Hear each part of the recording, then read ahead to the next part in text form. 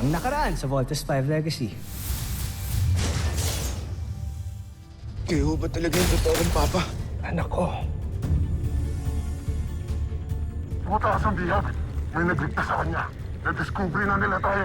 Big Bird, sandali! Kunin mo to. Magagamit mo yan. Sakaling magkahiwalay tayo ulit.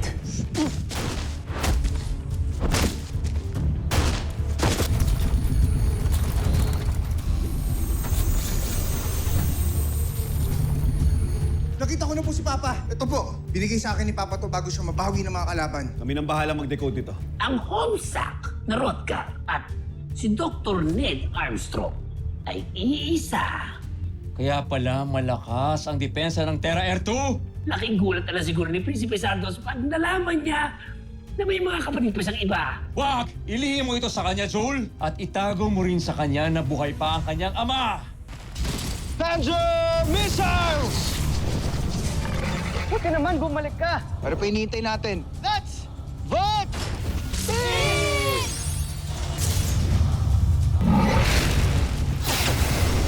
Voltes Bazooka!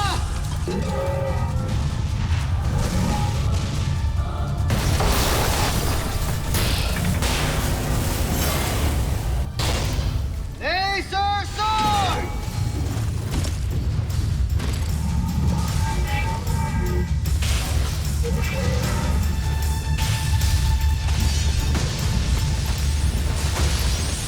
Mabuti pa, pagtulungan ka na lang sa amin para matapos ang lahat ng ito. Kahit patayin ninyo ako, wala kayong mapapala sa akin. Eh, di mabulok ka dyan.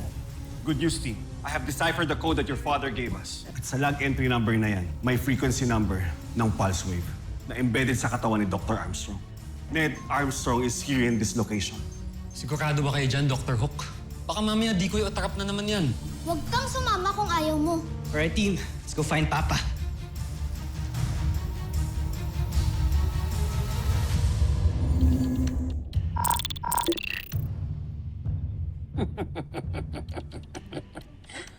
Talagang walang alam sa paggawa ng armas ang ibang General ni Santos.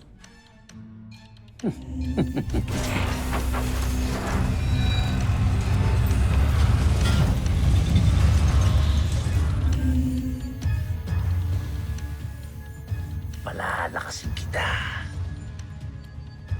Dahil ikaw na ang tatalo kay Voltes 5.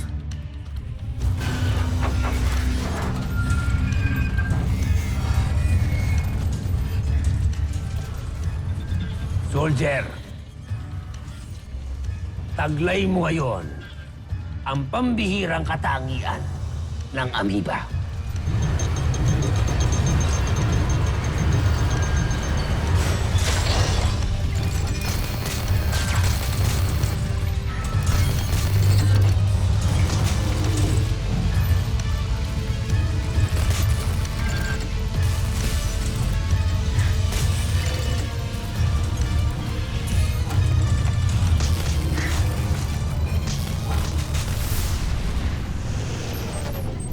So guys, lumalakas yung signal dito. Kuya, natutuwa ako kasi sumama ka sa amin. Naniniwala ka na ba na si Papa talaga yung nakita ko? Alam mo, Big Bird, daming beses tayong niloko ng mga kalaban. Ayoko na magpaisa pa. But at the back of my head, gusto kong maniwala na nandyan talaga si Papa eh. Huwag kang mag-alala, kuya. Pag nakita mo siya, mawawala lahat ng doubts mo. Sana nga, siya talaga si Papa. Let's just hope for the best, guys. Kaya susubukan ko na ngayon ang iyong lakas.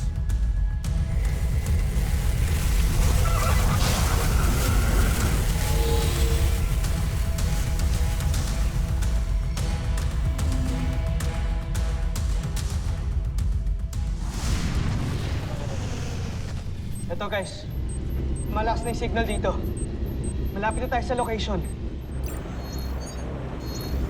Kung malakas yung pulse na ibig sabihin, posible rin na malapit na yung kalaban sa atin. General, Ano kailangan mo? namataan namin ang 4 na Voltes 5 na malapit sa ating pinagtataguan. At may nadiskubre tayong kaming sinyales na tila hinahanap nila. Saan nanggagaling ang sinyalis na yan? Malamang, si Rotgar ang may pakana niyan. Gumawa siya ng paraan para matunton ng mga kalaban natin ang lokasyon natin. Bantayan mo yan. Ikaw, sumunod ka sa akin. May solusyon ako.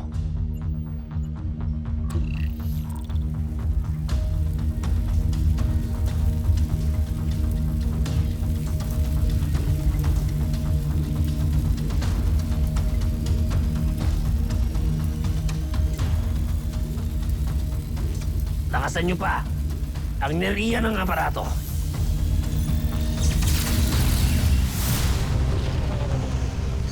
Teka. May signal? Dr. Juan, nadadetect mo ba yung wave? Negative, Little John. Guys, hindi rin namin madetect yung wave.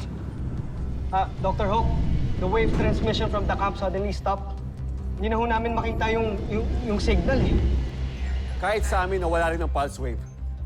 I don't understand why.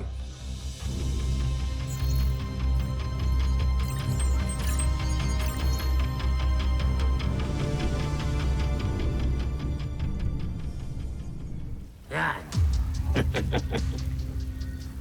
Sigurado ako, hindi nalulusot ang pangsagap ng senyales ng Vortex Spike sa tindi ng enerhiya na bumabalot kay Rotgar.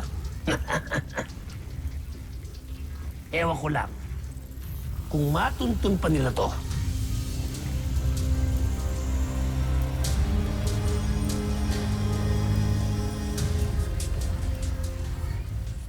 You better go back here, Steve. No, Doctor.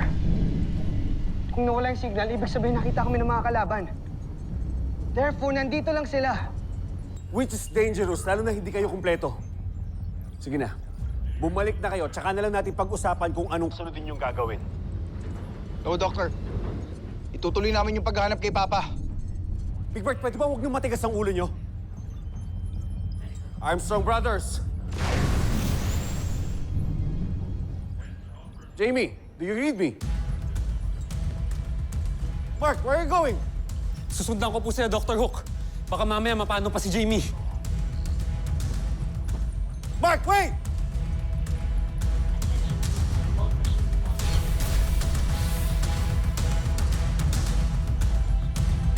Oh, ano tinitingin niyo?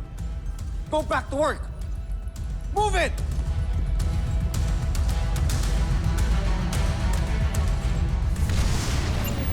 General, hindi pa rin umalis ang kalaban natin. Sa halip, patuloy pa rin nilang pinaghahanap ang lokasyon natin.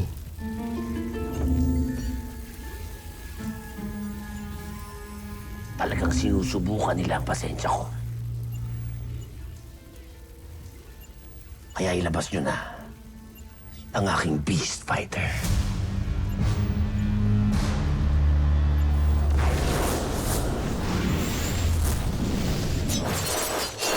Beast Fighter detected! Team evasive maneuvers!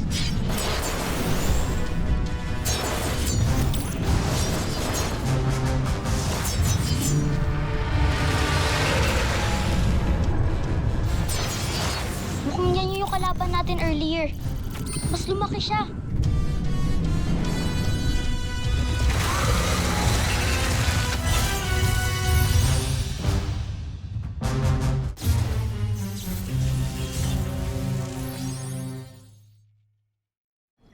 Voltes team, this is CBF Command. Respond. Damn it! Mga sutil talaga eh. Hindi ka sasagutin ng mga yan. Pagmumurahin mo lang sila. Sir, tigas kasi ng ulo eh. I told them to come back. Pero tinuloy pa rin nila yung paghahanap kay Dr. Armstrong kahit alam naman nila delikado na. Cut them some slack, Dr. Hook. They're not just good soldiers. Mababait din silang mga bata. Their hearts are in the right place.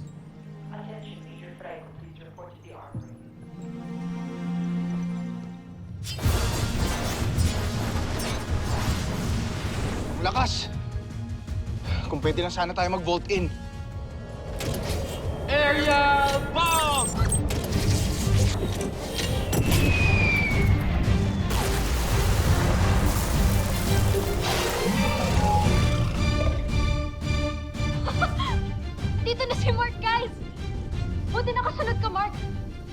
Matitiis ba naman kita? Nakuha mo pa talaga mambola, ah. O dahil nandito na si Mark, alam nyo nang gagawin. Let's rock!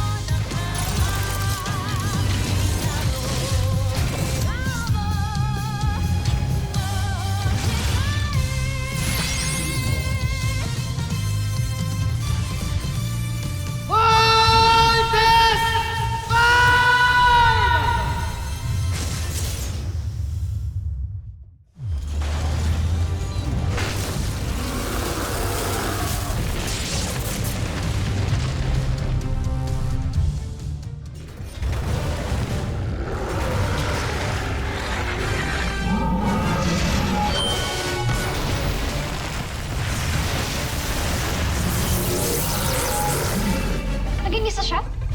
Lo, para siyang naging tikbalang ah. Flying spikes! Incoming!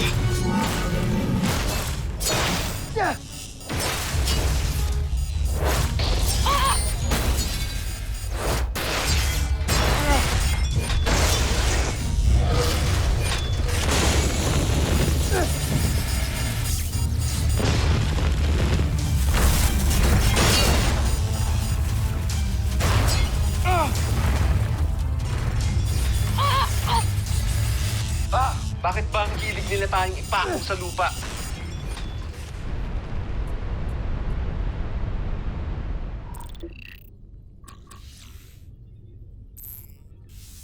Jomfre, May mahalaga daw kayong iuulat sa akin. kagulat-gulat, Jomfre. Kasalukuyan na sa sagap ng ating radar ngayon si Soldier, ang ating beast fighter. Lumalaban ito ngayon. Ano? Hindi ba't nawasak na ito ni Voltes 5? Paano nangyari nakikipaglaban ito ngayon?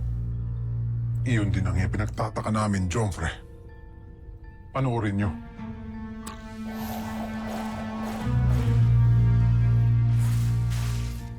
Kamangha-mangha. Winawasak ni Soldier si Voltes 5. Ngunit paano nangyari ito? Wala kaming kinalaman, Jomfre. Hindi kami kikilos na walang basbas ninyo.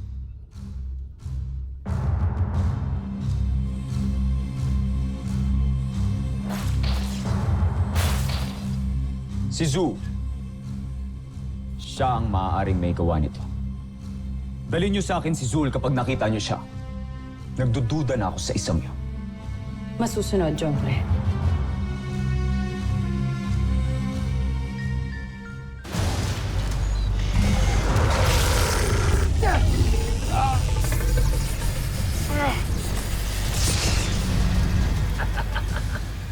Sige, soldier!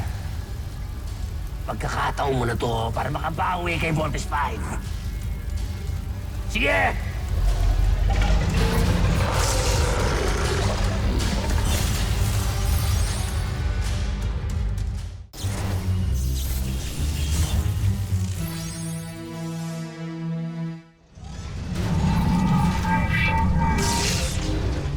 Kapin down tayo!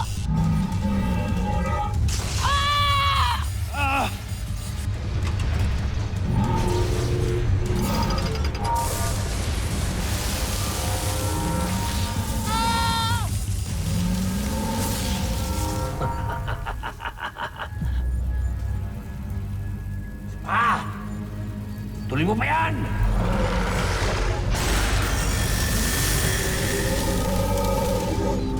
Mark, okay ka lang? Huwag niyo na ako isipin, Steve. Basta pilitin yung mga tayo. Can't even launch any of our weapons! Sumato, kailangan natin makatakas dito sa Beast Fighter na to! Kuya! Yung ultra-electromagnetic beam! Ito na lang yung paraan! Gamitin mo na para hindi na tayo mapuruan ng tikbalang na yan! Ultra-electromagnetic beam! You have to break free! Little John, divert all power to arms. We need to break free.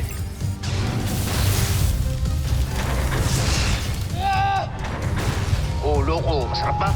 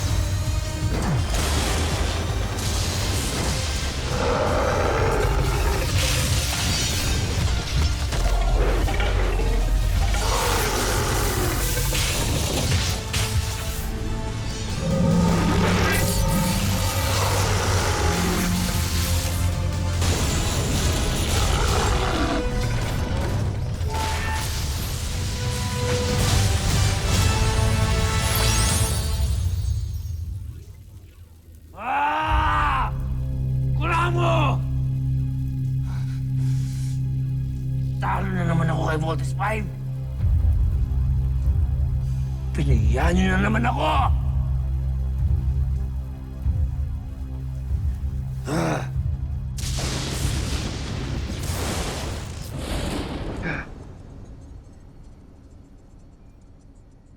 Sa wakas, natalo na din natin yung Beast Fighter. Pero Kuya Steve, paano si Papa? Makikita ba natin siya?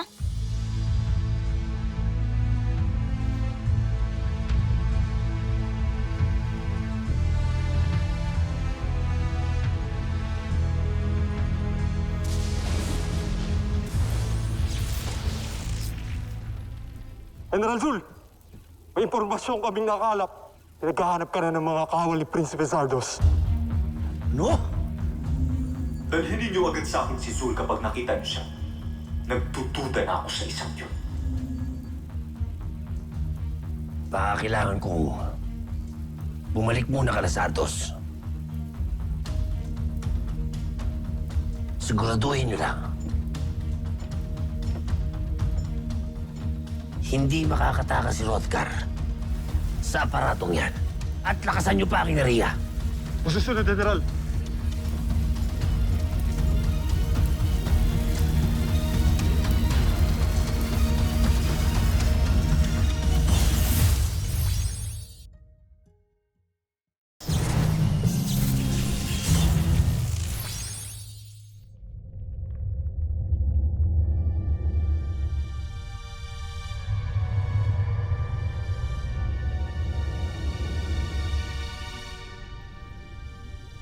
Mahal na prinsipe, kakadako lang ni Zul. Ano nangyari? Ano nangyari? Ano nangyari?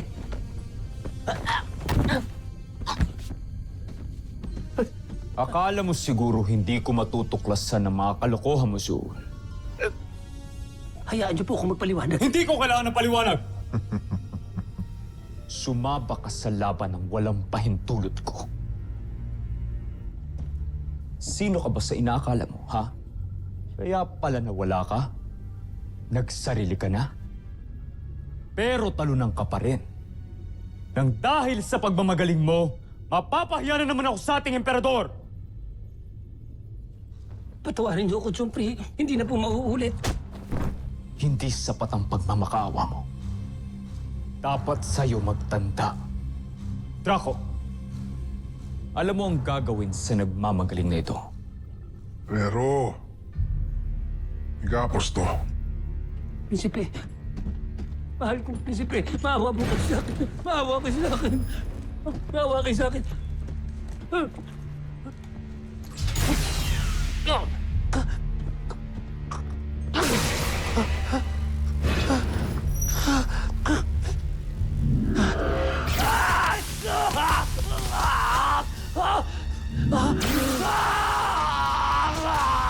Sige, Draco!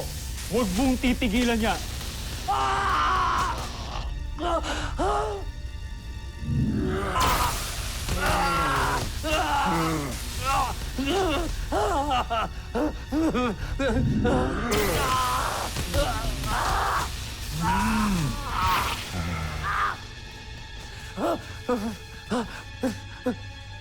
Mahal na Prinsipe.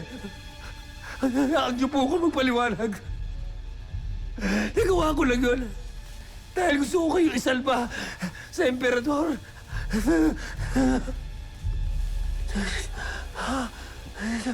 Ano yun?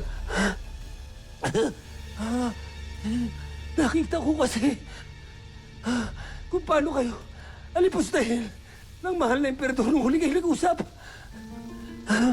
Siya na mismo nagsabi na papalitan niya kayo kapag pumalpak pa kayo. Ayokong mangyari sa inyo yun. Ayokong napapahiya kayo. Kaya nilagay ko sa aking mga kamay ang desisyon na labanan si Voltes 5. Inaakala ko mananalo ko nang para sa'yo. Nang may taguyod kong pangalan mo, Prinsipe. Dahil ikaw lang ang nakakita ng aking kakayahan. At kahit na ganito ako, tinanggap niyo ako sa inyong kupunan. At kahit na ilang beses ako pumalpak, pinagkatiwalaan niyo pa rin ako. Kaya gano'n na lang ang pagtanaw ko ng utang na loob sa inyo. Pero, nabigo ang aking misyon. Pumalpak din ako. Pero nagawa ko lang yun dahil sa pagmamalasakit ko sa inyo, Jompre.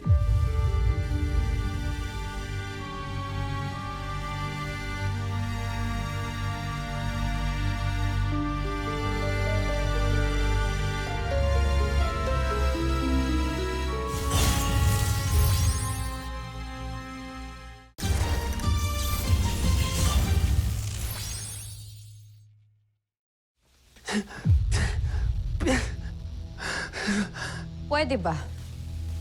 Huwag mo nang bilugin pa ang ulo ng ating prinsipe para lang makaiwas ka sa parusa mo.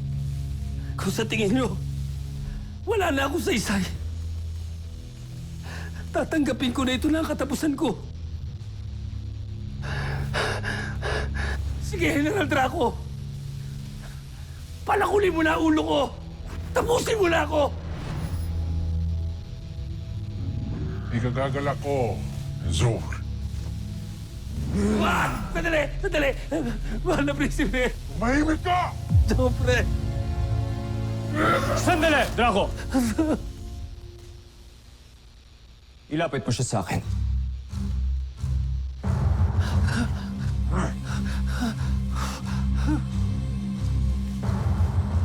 Patayin ang enerhiya.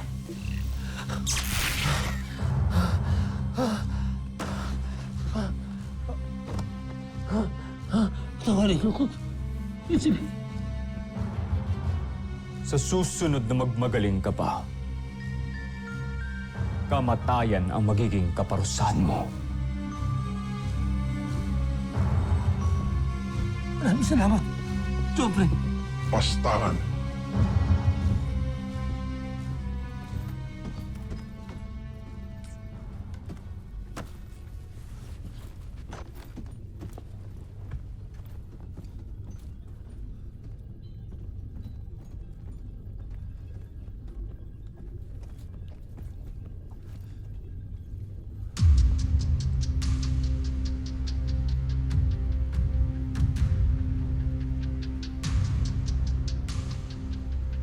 Hindi ko makakalimutan ang ginawa niyo sa akin.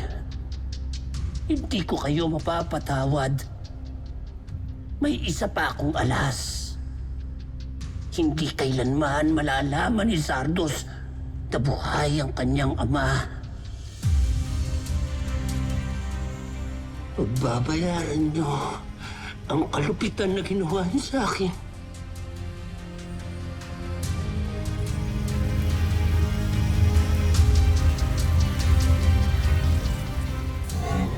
Susunod sa Voltes 5 Legacy. Joffrey, kung ako tatanungin niyo, karapat-dapat lang talagang palitan si Santos. Dahil aminin natin, hindi naman niya talaga kayang sakupin ang Terra Air 2. Alam ko! Kaya sa mga sandaling ito ay naglalakbay na ang aking emisaryo patungong Terra Air 2 para ituwid ang mga pagkakamali ni Zardos. Red alert! Battle stations! Magaling. Napasok na ni Sul ang kanilang kampo. Sana lang talaga ay maniwala ang Voltes 5 na isa siyang kakampi.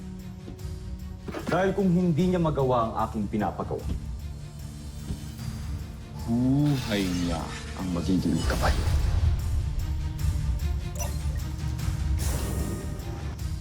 Ano to, Mark? Dinner. Para sa'yo. How did you get in my room? Are you expecting someone? Come in. Door open.